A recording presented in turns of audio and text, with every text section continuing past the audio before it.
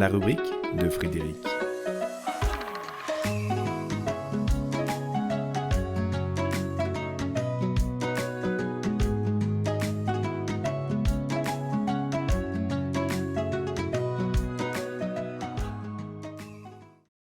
C'est oui ou c'est non, mais c'est pas ni oui ni non. Accepter ou renoncer, c'est une question de conscience. Il n'est pas d'acceptation sans renoncement, mais l'inverse n'est pas forcément vrai. Si tu acceptes de grandir, tu renonces à l'enfance. Si tu acceptes une responsabilité, tu renonces à l'insouciance. Mais renoncer à l'insouciance ne nous met pas pour autant en odeur de responsabilité. Et c'est dans ce mouvement de oui et de non entremêlés que se tient l'évolution. À chaque instant, l'occasion de dire oui ou non à ce qui est se présente. À chaque instant, à quoi choisissons-nous de dire oui?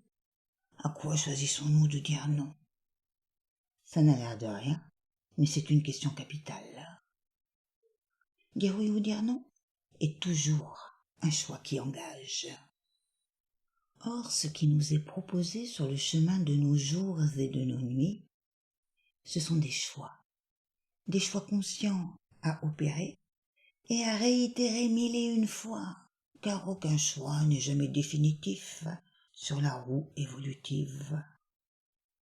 Accepter l'inconnu, c'est d'une certaine façon renoncer à l'hier, à une certitude bien rodée, aux habitudes que l'on n'interroge plus tant elles nous conditionnent. C'est là que le ni oui ni non si habituel, que nous déroulons machinalement sans accepter quoi que ce soit de nouveau, ni renoncer à quoi que ce soit d'ancien, nous asphyxie lentement jusqu'à ce que nous réagissions. Que nous le voulions ou non, le monde du ni oui ni non n'existe que dans nos jeux de cache-cache. Il est un espace de stagnation dans lequel nos séjours ne peuvent excéder un certain temps. Et ce, justement parce que le temps d'être excédé par nous-mêmes et nos surplaces si inconfortables finit par être tel que seul un non peut nous en libérer. Mais qui dit non à quelque chose dit forcément oui à autre chose.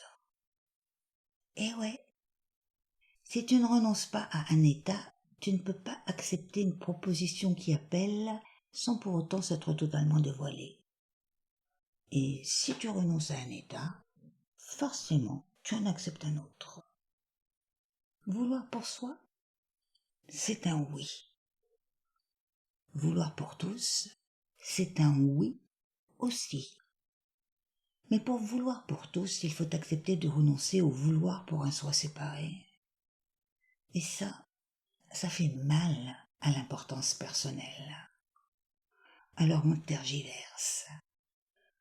Mais accepter de tergiverser, c'est renoncer à avancer. Et renoncer à tergiverser, c'est accepter d'engager un pas vers un ailleurs qui n'est pas encore pleinement défini.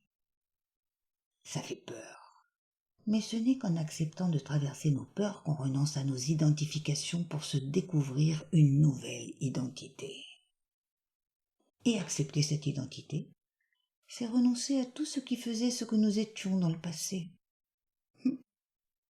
Dans ces va-et-vient permanents, nous cheminons parfois heureux, souvent malheureux, jusqu'au moment où nous acceptons de n'être plus ni heureux, ni malheureux, mais simplement les acteurs d'un plan dont nous n'aurons pas à tirer bénéfice, mais à accepter de servir, sans tergiverser.